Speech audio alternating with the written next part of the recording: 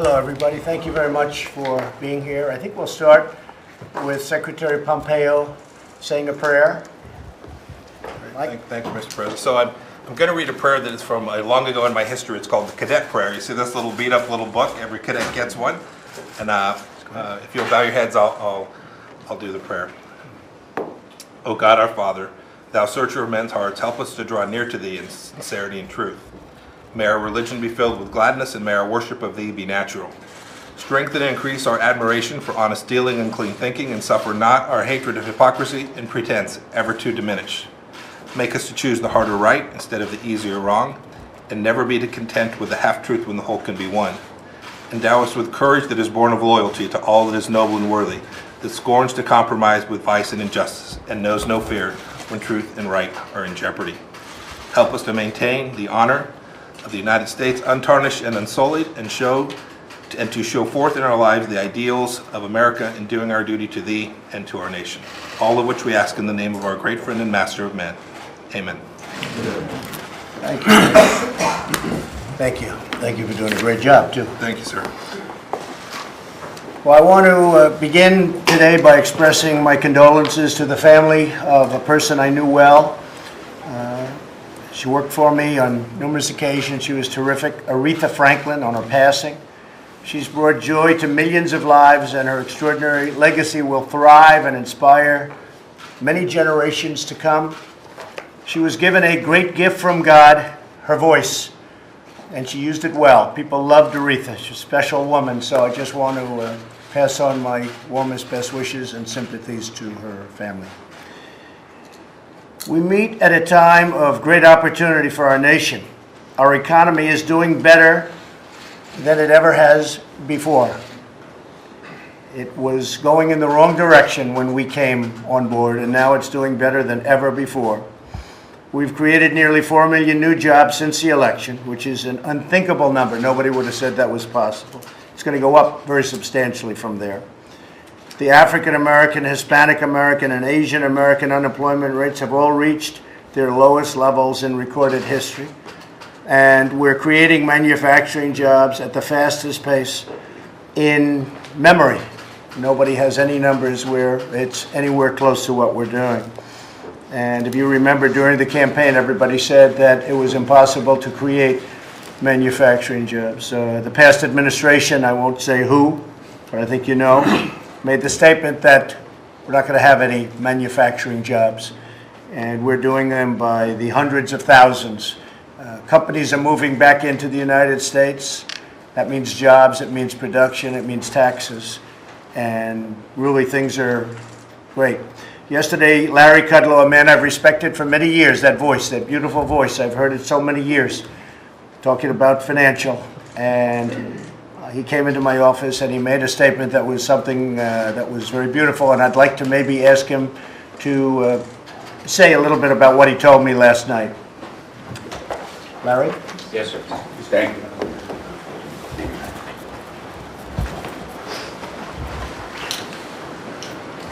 Appreciate it. Hi, everybody. So, look, it's a fairly simple thought. Most good things are. But I'm looking at the media and watching various TV and other outlets talk about stuff that baffles me, what's outside my lane. Here's the key point I made to the President yesterday. I make it to you today. I hope we all keep making it. By far, the single biggest event, be it political or otherwise, this year is an economic boom that most people thought would be impossible to generate. Not a rise, not a blip, a genuine economic boom. And everybody wrote us off, going back to the campaign. And as was put into place last year and now the follow through this year. And the numbers are coming in, they just keep coming in, which is one of the reasons I tried to get hold of the President on this. I mean, we got 3.1% GDP in the first half of the year, 4.1 in the second quarter. The Atlanta Fed is predicting 4.3 in the third quarter. I think it's a very realistic estimate. Here's the point. Anybody who does political forecasting using the economy always focuses on a number, hang with me, real disposable income. Just think of it as after-tax pay, take-home pay, Ronald Reagan used to say. So that measure is growing at 3.1% last 12 months. When we came to office, it was less than 1% on a 12-month basis. It has jumped. So people say only a few are benefiting. Not true. This is measured the entire economy. Everyone's wages and salaries, adjusted for taxes and adjusted for inflation, is growing at 3%. It's a tremendous number. And there's no signs that it's abating. Confidence numbers, large businesses, small businesses, and consumer confidence numbers are at or near record highs, and from the latest surveys are continuing to rise.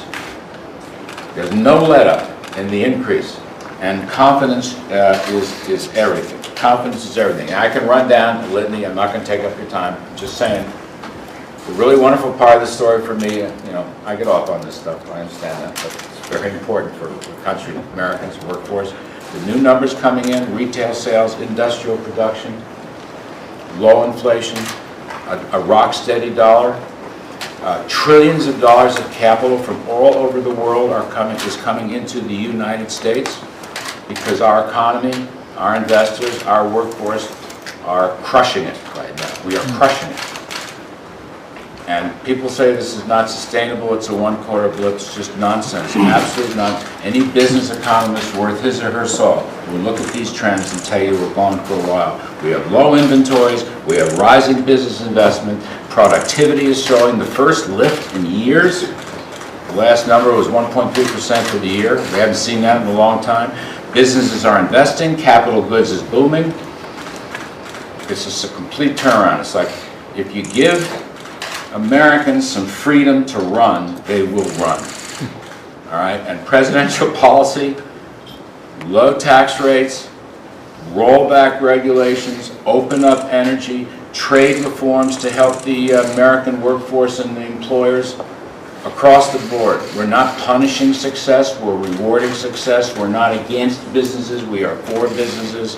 And we have a president who, in my words, just telling folks to take a rip at the ball, and they're doing it. And again, people may disagree with me, but I'm saying this, we are just in the early stages. We're in the early innings here. We never had a cap goods boom. We're now starting. And we've never seen income numbers like this, again, after tax, after inflation. Policies matter. I mean, America's a free market economy. Ordinary people run our economy, entrepreneurs. That's the beauty of it. But policies matter. And when you change that switch, as President Trump has changed that switch, things are happening that a handful of us thought might happen, but I would not say it was widespread. So I'll just end, sir, and I appreciate the time very much. The single biggest story this year is an economic boom that is durable and lasting and that most people thought was impossible, and they were wrong. And you were right. Thank you, Larry, very much. Larry, I should end on that. This is always a mistake. Could I ask you one question? China. As you know, China was, for many years, as long as anybody up here, including the media, could remember, China was on a one-way road to becoming the biggest economy and all of that, and we were just going to be left behind. I'd like you to say, how are we doing versus China? And how is China doing? We want them to do well, frankly, and President Xi is a friend of mine. I want them to do well, but how are we doing versus China? How is China doing? You know, so the latest batch of numbers from China, spanning a good 6 months now, 9 months, their economy is just heading south. Retail sales, business investment is collapsing in China, according to the numbers. Industrial production has fallen and now is plateauing at a low level. People are selling the currency. There may be some manipulation, but mostly I think investors are moving out of China because they don't like the economy and they're coming to the USA because they like our economy. I'm not a China expert, although I'm boning up as fast as I can. I would just say right now their economy looks terrible. Okay, thank you. Thank you very much, Larry. Thank you, sir. I'd like to ask Ryan Zinke, Secretary, who actually I watched this morning. He was giving a rundown on the horrible fires that are taking place, mostly in California. And I thought what he said was so true and actually rather incredible. People don't hear it. They don't hear it like it is. There are things you can do about those fires before they start, and you wouldn't have nearly the damage and the problems. We're spending a fortune in California because of poor maintenance, and because, frankly, they're sending a lot of water out to the Pacific to protect the smelt. And, by the way, it's not working. The smelt is not doing well, but we're sending millions and millions of gallons right out into the Pacific Ocean of beautiful, clean water coming up from the north or coming down from the north. And I thought Ryan was great this morning, so before we start on a couple of other things we'll be discussing today, including, very importantly, schools and education, I would ask you to give maybe a little recap of what you said this morning on television. Well, thank you, Mr. President. And first, our firefighters, which are 30,000 of them, are doing spectacular things. We've had 6 deaths related, and we forget that firefighters, while they're in the front line, their homes and families are in jeopardy, and our hearts and prayers need to be with our frontline firefighters that are out there every day. It is a matter of gross mismanagement. There is no question. The fuel loads are up. The density of our forests is historical. We have dead and dying timber, and if you don't believe me, believe your own eyes, go out and take a look at our forest. Take a drive out there and look at the dead and dying timber. It's been a gross mismanagement for decades, but we're burning our forests, we're destroying our habitats, and we're destroying our communities and neighborhoods by these catastrophic fires of 200,000–300,000 acres. Thus far, there's 5.7 million acres of our public lands that have been destroyed at a cost of about $3 billion this fiscal year. Americans deserve to go out and recreate rather than evacuate. So we went out, Secretary Perdue and I went out to California. We are committed to reestablishing sound science, best practices for the greatest good for all of us. But sound active management, Mr. President, is the path that you have laid, and it's clear. This is unacceptable that year after year we're watching our forests burn, our habitat destroyed, and our communities devastated. And it is absolutely preventable, and public lands are for everybody to enjoy and not just held hostage by these special interest groups, Mr. President. And Ryan was saying it's not a global warming thing, it's a management situation. And one of the elements that he talked about was the fact that we have fallen trees. And instead of removing those fallen trees, which get to be extremely combustible, instead of removing them, gently removing them, beautifully removing them, we leave them to burn and actually, in many cases, catch fire much easier than a healthy tree, a healthy growing tree. Could you just discuss that for a second? Well, Mr. President, we import lumber in this country, and yet there are billions of board feet that are on the forest floor rotting.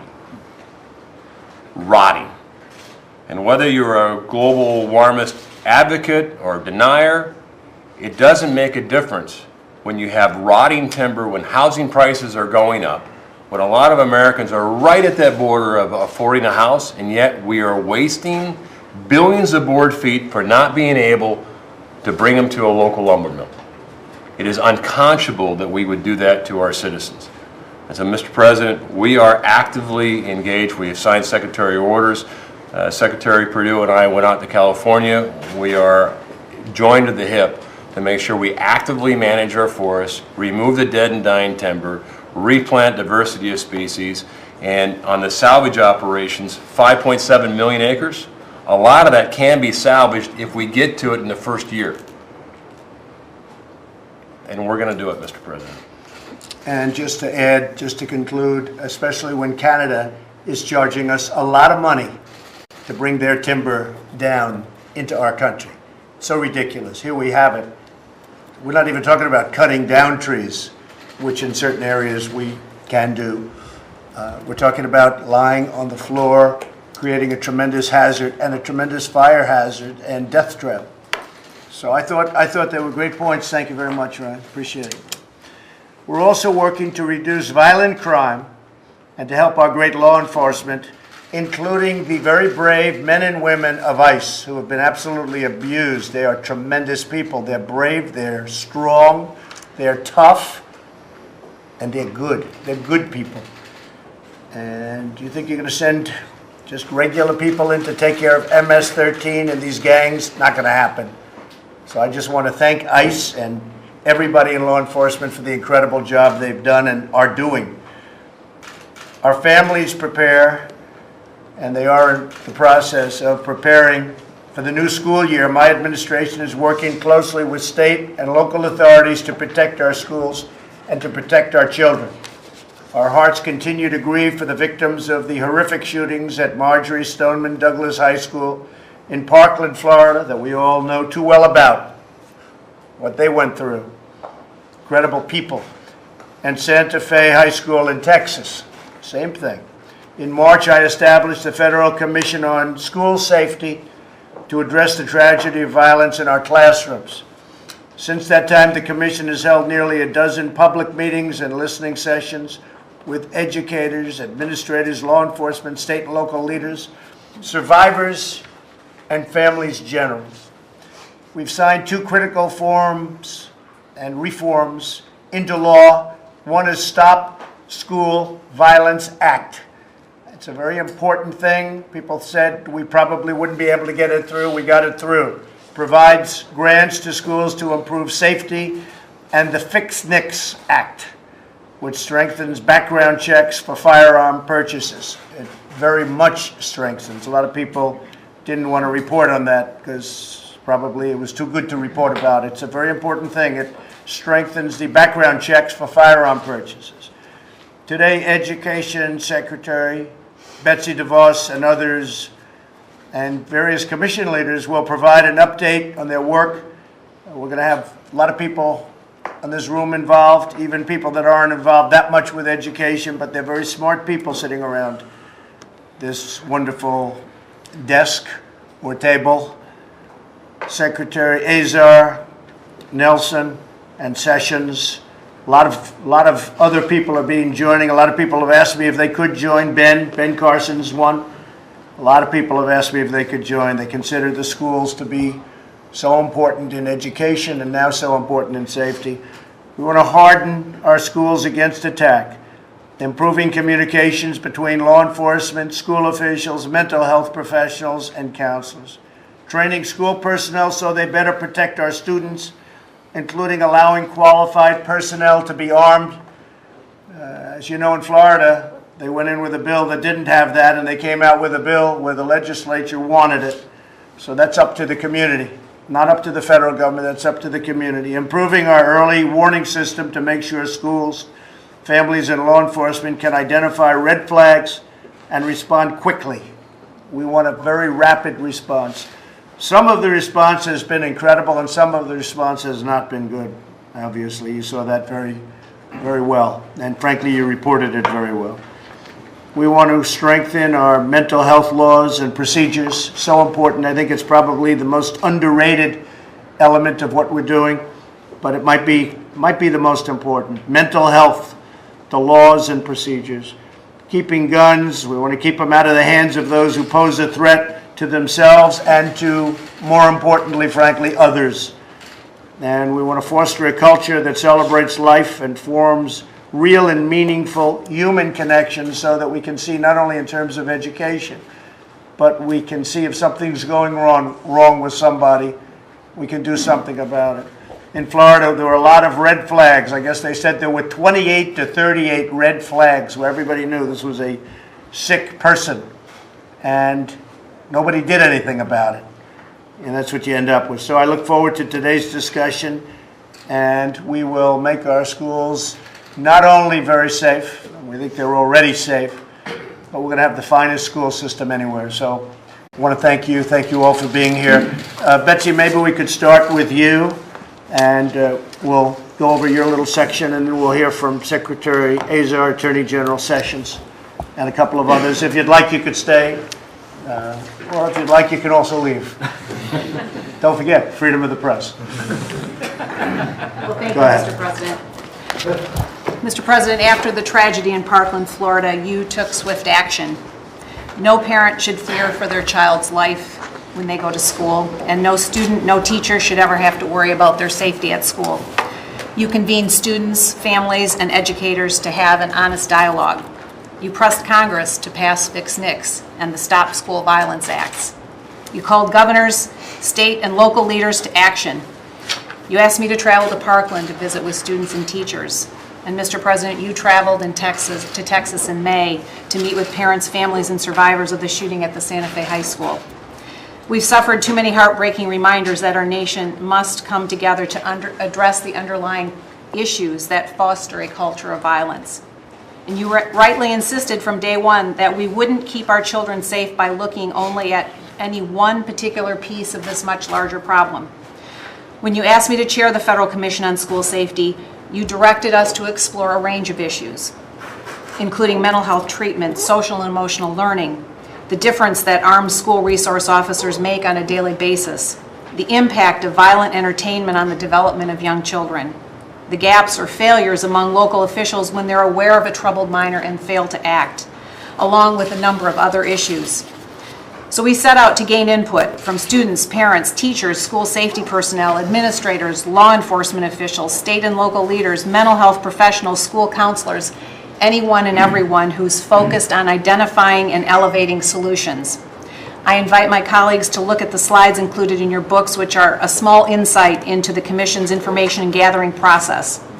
I've been very pleased to work with my fellow Commission members, Attorney General Sessions, Secretary Azar, and Secretary Nielsen, to do exactly that, to learn from those closest to students. Our aim isn't to impose a one-size-fits-all solution for everyone, everywhere. The primary responsibility for the physical security of schools and the safety of their students naturally rests with states and local communities. And it's clear from all of our work thus far that many schools and communities take this responsibility very seriously. Many have employed solutions that uniquely meet their needs and requirements. It's also clear that keeping kids safe at school is not a one-time check-the-box exercise, a safety plan you implement once and call it good. It requires a posture of perpetual preparedness. And what's necessary and right for a school with 50 students in Cheyenne is very different than what's necessary and right for a school in Chicago. Let me briefly tell you about the meetings the Department of Education has specifically led. In May, I met with survivors and family members affected by past shootings, individuals from Columbine, Virginia Tech, Sandy Hook, and also from Parkland. In addition, we heard from authors of the reports written in the aftermath of those shootings. Later in May, we visited Hebron Harmon Elementary School in Maryland. Hebron Harmon's district uses a flexible framework of positive behavior interventions and support, modeling one way schools can help create a strong school climate. This approach brings to mind the First Lady's strong leadership on well-being and social-emotional learning through her Be Best initiative. Then here at the White House in June, we met to hear some practical strategies that schools could use to combat negative effects of violent entertainment, media, and cyberbullying. A key takeaway: culture and climate really matter in schools. I was struck and impressed by the obvious passion of Paul Gosman, a superintendent from Iowa. It takes strong leadership to create a positive culture, and that flows from empowered educators who know their students well. Each of my fellow commissioners have led other field and commission meetings during the course of our work, so now I'd like to ask Secretary Azar to talk about the work of HHS in the context of the commission. Thank you, Betsy. Well, Mr. President, thank you for the opportunity to be on the School Safety Commission, and I'd like to thank Secretary DeVos for tremendous and tireless leadership of the Commission and fellow commissioners, the Attorney General, and Secretary Nielsen. We at HHS have focused on the really critical role you pointed out of mental health. Mental health is so central to these issues of school violence and safety. That's been our area of focus. I think it's very important to remember, though, that we not stigmatize those with mental illness. Most crimes of violence are not committed by those with serious mental illness. Those with serious mental illness are actually more likely than others to be victims of crimes of violence. And those who are receiving treatment for serious mental illness are no greater threat than any other individual for committing a crime of violence. That's just important that we remember as we talk about these important issues. There are really three key mental health issues that we've identified through our work on the Commission: access, privacy, and civil commitment. Access. How do we expand access to mental health services overall for children and others? Second, how do we integrate that mental health service into our schools, delivering that service where the kids feel most comfortable and where they can get it best and where the stigma can be the least? How do we look at the appropriate use of different psychotropic medicines, appropriate and inappropriate use, study that carefully? Our privacy rules in the federal government, where do our privacy rules get in the way of kids getting care? Where do they get in the way of teachers and administrators reporting children who need help? Where do they get in the way of family members getting the care that their other family members need? And then finally, understanding how civil commitment may help address serious mental illness.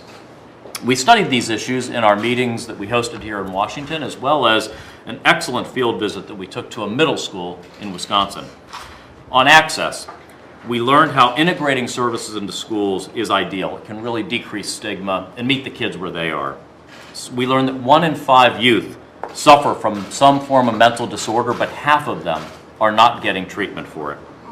We learned that school-based care leads to improved grades, better attendance, health and mental health care and outcomes.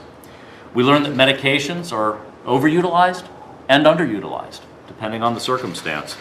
And we learned that we need much more research on these medications and their use in a youth population. On privacy, we learned how misunderstood the rules are and how often over-counseled and over-interpreted those rules are. We learned the barriers to families getting care for their kids and family members, treatment that they need. And we also saw very importantly how this issue comes up in the issue of opioids and substance use disorder, how it's preventing family members from getting their other family members' treatment. So we're looking at any needed changes that we can take, and that'll be in the report, better training as well as changes to our rules to help schools, families, and healthcare providers. We got to see great work in local communities. This middle school we went to in Adams County in Wisconsin was just tremendous. Integrated mental health services in the schools. They trained their teachers to recognize mental health issues, and they just built a supportive, happy environment that any one of us would be delighted to send our children into, in an area that frankly suffers from tremendous poverty, and yet they still were able to deliver that. This was done through funding by HHS, the Substance Abuse Mental Health Services Agency, in close partnership with the governor in the state of Wisconsin. It shows that it can be done. This can be solved. 75% of serious mental illness starts by the age of 25, so we've got to get these kids in middle school, in senior high, and in college. We look forward to highlighting areas that we can improve our delivery through the work of the Commission and our report, and we're just grateful to the President for his leadership to help our children have a safe, healthy, happy school environment. Thank you, sir. Well, thank you very much, and I appreciate it, but I do want you to bring up something that you and I have been working on very hard, and that's prescription drug prices. So as everybody knows, Pfizer last week raised substantially the price of their drugs, and I wasn't happy about it. Novartis also and others. And we made some phone calls, and they brought it back down to what the price was. And I think you're going to see a reduction in drug price. And that's the first time that's ever happened, I believe, ever. But I was not happy about it, and it wasn't right. And we're working on very much getting rid of the middleman.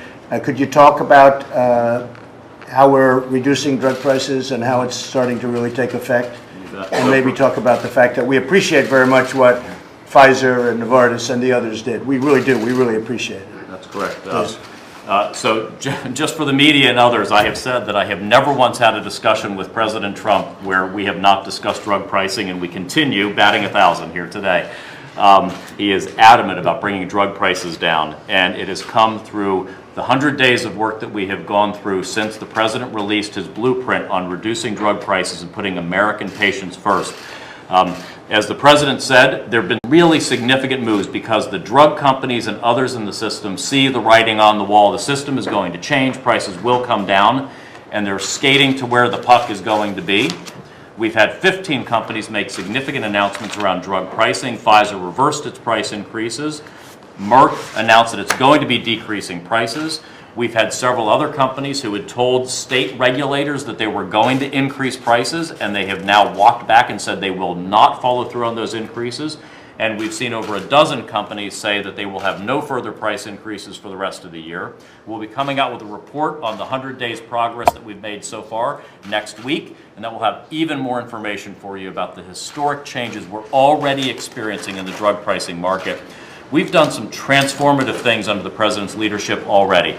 For the first time in history, the President is introducing a regime to import drugs from other developed countries that do not violate intellectual property rights in the United States here. So these are products that are not under patent protection, but where the company, a single company, holds that drug in the U.S. and has increased price. We're going to let competition come in to ensure patient access and competition here in the United States. For the first time in history, the President has done that. In addition, for the first time in history, President Trump is bringing negotiation and discounts to our Medicare Part B drug program. That is the drug program where doctors administer the drugs. For all of its history, we simply pay sticker price for drugs. No discounting, no rebates, no control. For the first time ever, we are unleashing our Medicare Advantage plans to negotiate discounting on $12 billion of drugs. And every penny we save is going to be money that the patients save, because we're mandating that over 50% of all savings be passed back to the patient from the work of these insurance companies negotiating against the drug companies. So everybody's seeing the change is coming. We've had historic rates this last month, the highest level of generic drug approval by Commissioner Gottlieb ever in history. We're increasing competition. We're increasing the approval of new branded drugs, bringing new therapies to market. So it's not going to change overnight. This is a $400 billion segment of the economy. We are not driving for any kind of cheap gimmicks or quick solutions. We're doing things the right way. We are structurally rebuilding this entire segment of the economy to lead to enduring lower prices that are sustainable and support innovation. Thank you very much. And as you know, the pharmaceutical industry is said for many years to have the most powerful lobby. The good news is I don't need their money, so we're doing the right thing. And frankly, I think the drug companies actually, in the long run, I really believe in the Secretary. I think they're going to benefit also. But the middleman is not going to be benefiting. Somebody and some very rich people out there that do nothing, make a lot of money. Very rich people. I don't know who they are. I don't want to know who they are, but they don't like me too much right now, I would say. Wouldn't you say? So, congratulations. Thank you very much. This is in terms of prescription drugs and drugs. Nothing like this has ever happened before in our country. And I will say that the Democrats heard about it. They're very happy about it, or so they tell me. I'm sure they won't tell you, but they can't believe what's happening. So, because they want to see that too. They want to see drug prices come down. And nobody's ever seen where they raised the prices 10% and the following day they announced that they were just kidding. But that's what happened. So thank you very much, Secretary. Fantastic job. You're doing a fantastic job. Jeff? Well, thank you. On drugs, you directed us to reduce opioid by 30%. We believe that is achievable. We believe there's at least that much abuse in the opioid prescriptions, and DEA just announced today reducing the number that's lawfully can be produced, and we've indicted 170 physicians who have been prescribing unlawfully people who are addicted to drugs. Betsy DeVos has done a great job leading our commission. I've attended all five of the meetings. We've learned a great deal. She is going to lead us to have a report before our deadline in advance of it, and I think it will definitely help make schools safer. I would also say that in addition to those meetings, I met with some 18 law officers, many of whom, some were at Columbine, Aurora, and Parkland, who were there when it happened. They believe that we need to do a better job of sharing information to identify the red flags that you mentioned earlier. The juvenile courts are totally secret. Police have secrecy rules. Schools have secrecy rules. Mental health people have secrecy rules. Medical professions have secrecy rules. And we think we can do a better job of identifying children at risk, children who are suffering, children who may be at risk for suicide, if not violence too, and that create an environment where the teachers and administrators know what's lawful for them to share and not be sued for it. I do think we can make progress in that regard. You also asked us to fix the NICS system. We got legislation you did to help that. We are pressing that every day. So more jurisdictions are coming into the system and reporting all their convictions. We need to continue to press mental health adjudications, and those need to be in the system too, to protect people who are mentally unstable from purchasing guns, who've declared unfit. And we have got 2 different grant programs, $50 million and $25 million, that will help hire school resource officers who are trained, and also to train teachers, professionals, administrators to carry guns. Just in addition, attended a school in Arkansas. They've been allowing their administrators to have guns for years. Parents, teachers, people who had graduated from the school all favored that, would not want to change it. It's just another example that we don't need to micromanage our schools on how they protect the safety of their children. Okay, thank you very much. I'd also like to ask you to bring a major lawsuit against the drug companies on opioids. Some states have done it, but I'd like a lawsuit to be brought against these companies that are really sending opioids at a level that it shouldn't be happening. So highly addictive. People go into a hospital with a broken arm. They come out there a drug addict. They get the arm fixed, but they're now a drug addict. And I'd like us to look at some of the litigation that's already been started with companies. Rather than just joining them, I'd like to bring a federal lawsuit against those companies.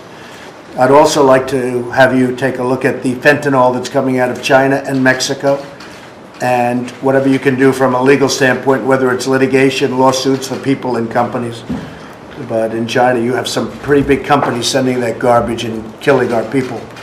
It's almost a form of warfare. And I'd like to do whatever you can do legally to stop it from China and from Mexico. And if you could look into that, I'd appreciate it. We absolutely will. We're returning indictments now against distributors from China. We've identified certain companies that are moving drugs from China, fentanyl in particular. We have confronted China about it. Secretary Pompeo has. You have personally raised it with them. I have. And we've not achieved as much advantage as we would like. Most of it is going to Mexico and then crossing the border unlawfully from Mexico. We're going to work on that. You've made clear you want us to sue and use legal process against drug companies that are abusing the law for some time now. We've joined with the states, and we are looking at various different legal avenues to go after abusive companies. Good, good. I'd be very, very firm on that. Because what's happening with drugs in this country and throughout the world, but in our country, it's a disgrace, and we can stop it. We can certainly make a big dent. Thank you very much. We've never seen the deaths that we're seeing today. It's unprecedented in American history. Right. Thank you very much. Secretary Nielsen? Yes, I just wanted to start by, of course, adding my thanks to the other commission members. We've all been working hard, and we thank you, sir, for your leadership. This is clearly an example where young lives depend on our ability to take bold action. So I'm very confident that report that Secretary DeVos is pulling together will do just that. And so I look forward for us to be able to share that with you. At DHS, most of DHS is involved in this because we do so much on preparedness and working with state and local communities. So we're bringing all of our best practices to bear to really tailor solutions and offer them up through various guidebooks to the communities. As Secretary DeVos said, there is not one size fits all. So we need to work individually with the communities and find what it is that they need. We're looking at training and exercises. Exercises, we all know, play a very important part of a community's ability to be prepared. Practicing does not make perfect, but it does make automatic. And that muscle memory is the difference between saving a life and waiting to figure out what it is that you should do in the event of a disaster. Today we're going to have another meeting. I'll be joined by my commissioners. We'll look at best practices. We'll look at active shooter. We're having some practitioners come. We do this always as a school-based approach. Secretary DeVos has a great slide in our book of all the many, many states that we've all interacted with. We're really trying to get that input from across the nation. So thank you for your leadership. I think you'll be very pleased with what we're able to come up with working with our communities. Could you say something that despite the horrible immigration laws that we have to live with catch and release and all of the horror show, it's a horror show, it's a disgrace, frankly, we'll get it changed, but having a lot of problem with the other party, because they don't want to change for, I guess, political reasons. It can't be common sense. Could you say how we're doing in terms of, we're breaking records at the border, law enforcement records? Could you maybe just give a little update on that? Sure. Despite the horrible laws, we're doing very well, please. We are, in 3 different ways, in conjunction with our partners at the Department of Justice. Continually, the headlines show that we interdict more and more drugs at the border each month, and that is great. So every time we have a new record, a couple weeks later, we surpass it with the amount of drugs we're able to interdict. So we're using a particular type of technology, advanced technology, non-intrusive inspection at the ports of entry. We also are doing much more on interdicting just border crossers who cross illegally. So you've seen the numbers in July go down substantially from the time before. What's still difficult, though, are the populations that we are not able to prosecute given a variety of current court cases. So we continue to work with Congress. There has to be consequences. Nothing changes. We know this throughout the legal system. I mean, this is true of any part of the world. If there's no consequences for breaking the law, unfortunately, people will continue to do so. So we're working with countries to the south of us to help them understand other options for migration flows to protect their communities at the beginning of that journey so they don't pay smugglers. There's a whole variety of cabinet members here that are working on the fight against TCOs. We're having a lot of success against that type of a crime and criminal as well. So it's good news. We are doing everything we can with an executive power, but we have to get Congress to act. We're setting records at the borders with terrible laws. So if we had the right laws, we could really be doing something special. And there are consequences. When people come up, and I'll say it, when people come up, it's very tough. It's very tough for them. And it's very sad. But we can't handle it. The country can't handle it. You know, we're one country. We cannot handle what's happening. And nobody could. And we don't want to have to be able to handle it, frankly. It's not fair. It's not fair to our taxpayers, to our workers. And so we are very, very tough at the border. We're setting records despite horrible, horrible immigration laws that the Democrats do not want to fix. And I think that's going to hurt them very badly at the polls come November. That's my opinion. So I want to thank you very much. I'd like to ask Mike if you could talk a little bit about North Korea, where we are with North Korea. Yes, sir, Mr. President. So we're now many months with no additional missile tests, many months with no additional nuclear testing from the North Koreans. We're continue to engage in conversation with them about a path forward to a brighter future for the North Koreans. We have 55 sets of remains that have been returned. The Department of Defense is working on the next work that will hopefully lead to the returns of not dozens but hundreds of the remains of our soldiers that were killed in North Korea. So continuing to make progress and hoping that we can make a big step here before too long. And the relationship seems very good. I think it's probably hurt a little bit by China, because China isn't really happy with what I'm doing on trade, but we have no other choice as a country. And they understand that. So I think we're probably being hurt a little bit with respect to North Korea, having to do with China. But really, we have no choice on that. We had to do something. It was the money that was being drained out of our country and going to China. We rebuilt China. We rebuilt $500 billion a year for years and years and years. And we had to do something about that. They understand that. In fact, I think they're in a state of shock that they've been able to get away with it for so long, so many decades. So we just have to do something, and we did it. Could I ask Secretary Mnuchin, Turkey, they have not proven to be a good friend. They have a great Christian pastor there. He's a very innocent man.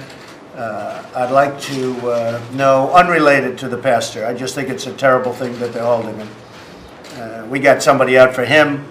He needed help getting somebody out of someplace. They came out. They want to hold our wonderful pastor. Not fair, not right.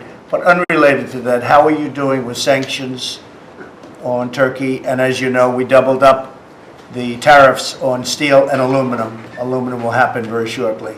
How are you doing with sanctions, please? Sir, we're doing well. As you know, we were very clear with our counterparts there, both Secretary Pompeo and myself, on the release of the pastor. We've put sanctions on several of their cabinet members.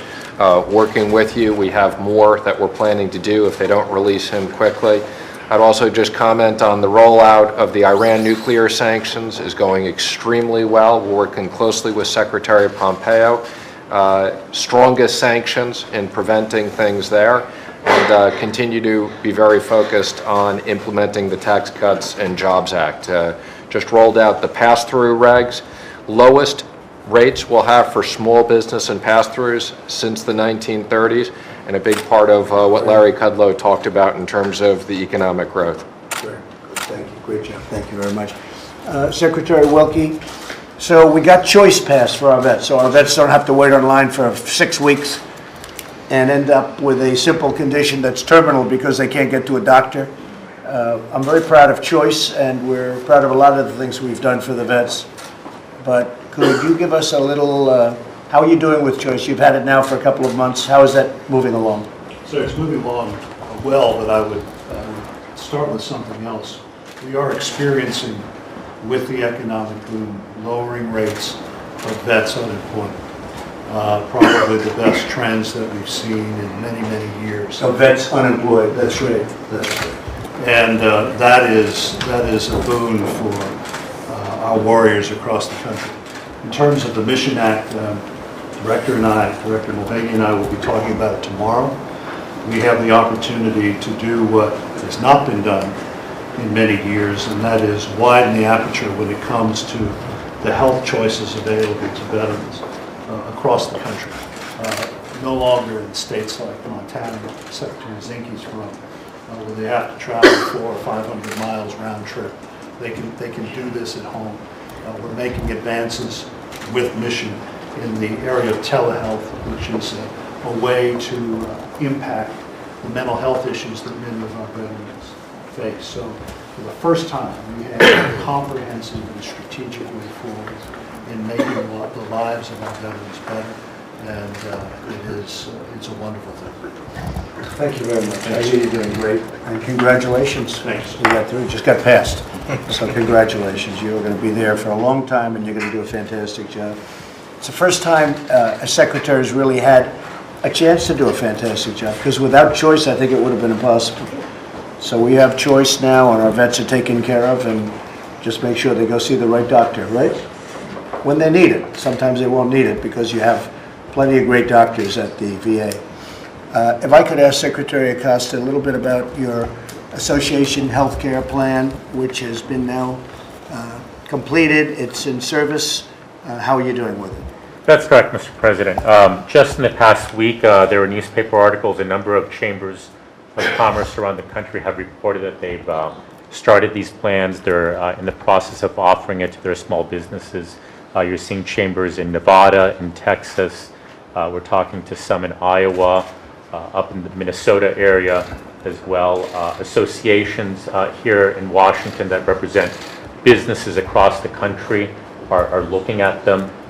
Just today at the department is an association representing members of the gig economy that are looking to start these up. And so for a rule that is just weeks old, we're already seeing implementation, and we're seeing quite a bit of excitement. The U.S. Chamber had a call with the member chambers of commerce. And initially they weren't going to do the call because it's August and things are very quiet, but they decided to do the call anyhow. And they had a near record number of local chambers call in onto the call to learn how they can go about doing this. So there's quite a bit of energy and excitement. That's fantastic. I appreciate that. And also, Secretary Acosta, you're moving very nicely on your healthcare plans too. And one of the big things is the individual mandate is gone. We got rid of that. That was from Obamacare. That was by far the most unpopular thing in Obamacare. We actually got rid of Obamacare except for one vote, but we essentially have, so we're doing it piecemeal, and it's going to be gone pretty soon. So fantastic job. I heard great things about the health care plan, and a lot of people are signing up. A lot of associations are signing up. That's right. Far ahead of what we even projected. That's So correct, great. yes. And maybe I could just, I'll finish off with Secretary Perdue. The farmers, we love the farmers. And you know, our farmers are brave and they're great patriots. And as you know, China sort of attacked our farmers by trying not to buy from our farmers. They know the farmers like Trump and I like them, I love them. And they are, I hear, despite everything, they're starting to really do well. They got out there like they are. They're incredible patriots, but they're incredible entrepreneurs. And they're selling the coin and the corn, and they're selling the soybean, and they're selling everything at levels that are soon going to be pretty good levels. And you know, our farmers have been hurt for 15 and 20 years. They've been, a lot of bad things were happening. And I talk about soybeans, where prior to my election, if you go 5 years back, soybean prices were cut by 50%. So this was happening long before us, and markets are closed. Canada charges us for dairy products 275%, tariffs of 275%, which makes it ridiculous and impossible. But we're taking care of that situation pretty easily. But I'd like to just ask, how are the farmers doing? I'm hearing it's starting to really pick up. The farmers are resilient, Mr. President. They embody the American values and spirit of entrepreneurship, risk-taking, hard work, and those American values. And we talked about before, you call them patriots, and they are. Obviously, there are some price constraints right now, but they believe what you're doing in China, as you've tried to indicate to them, will lead to a better and brighter future when we get these trade relationships reestablished, and we believe that'll be soon. I applaud what Ambassador Lighthizer is doing in conversations that we're having on various fronts, and we think you've got the attention and the leverage of the international community regarding the abuse that American farmers have taken in many places, both tariffs and non-tariff measures, in the EU and in China and many other places, and we think these will be rectified very soon. Well, the word abuse is a good word, because this country was abused by other countries, both friend and foe. You know, our allies, frankly, did better than many of our enemies when it came to trade. It was a terrible thing happened for many years, and we're changing that around. In fact, what I will do is I will speak to one more, because I'd like to have Bob Lighthizer just give us a little update quickly on where we are with NAFTA and the various trade deals. I can say this, we're doing very well. I'm in no rush. We want to make the right deal. NAFTA has been a disaster for our country. Mexico and Canada were, if you think about making, or if you think about deficits, we had a deficit of $135 billion a year on NAFTA. You look at New England, you look at different places where factories are still empty. They still haven't recovered. But now companies are moving back. So we're either going to do a good NAFTA, a fair NAFTA for us, or we're not doing NAFTA at all. Where are we, Bob? Well, I would say, first of all, Mr. President, I would just underline what you say, and that is that we have an $800 billion trade deficit, something that's not sustainable over a long period of time. And I appreciate the opportunity to go out and negotiate these deals one at a time. In terms of NAFTA, right now we're meeting with the Mexicans literally as we sit here. And I'm hopeful that in the next several days we'll have a breakthrough. There are still some difficult issues to work on, as there always are at the end. I know you. And by the way, Bob, if we don't, that's okay. If you don't have a breakthrough, as you call it, don't do the deal. Because it's a lousy situation for the United States. We have much better alternatives than that. You understand? Yes, sir. So if you can't make the right deal, don't make it. All right? You know. I only tell them that every day. It is, yes, sir.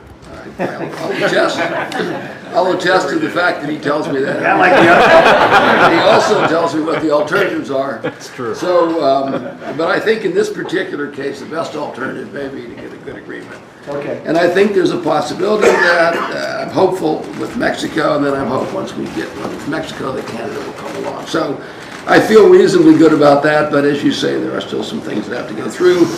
we have made headway on a number of other areas. We've had, as I've told you, some 15 or 20 other smallish agreements that have been helpful for agriculture in other areas. I call them hitting singles. Every time Red Bat is not a home run, we're hitting single after single, and literally every few weeks we have one, and there are several I won't go through now, but there are several that are in play that will make a real difference to specific people and sectors in agriculture, but in other areas.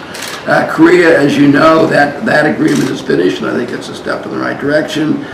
And then we have Europe, where you started an initiative that Larry Kudlow and I are working on, and that is that's a major initiative, and it's something that we're in the process of putting together the kind of team we need to negotiate on tariffs, but on barriers, and hopefully open up a lot of new opportunities for American products to be sold in Europe.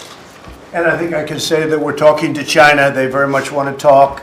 They are just not able to give us a deal that's acceptable. So we're not going to do any deal until we get one that's fair to our country. EU, we're doing very well. They didn't want us to put tariffs on their cars, and they therefore decided that they were extremely happy with the deal they had. In fact, they told me, oh, we'd rather not negotiate. We're very, very happy with the deal we have. Well, they made $151 billion last year. They should be happy. But I said, but I'm not happy. And so we were ready to do tariffs on their cars, but they came. They saw us a week ago, as you know. Most of you were here. And I think we're doing well, Bob, with respect to the EU. We're negotiating something that hopefully will be fair to them and to us and to everybody. A big difference from what it is now. Right now, it's impossible. They have barriers where we can't get anything through. As far as Mexico and Canada, Mexico, Bob told you about, we're not negotiating with Canada right now. Their tariffs are too high. Their barriers are too strong. So we're not even talking to them right now. We'll see how that works out. It'll only work out to our favor. Thank you very much, everybody. Thank you. Thank you.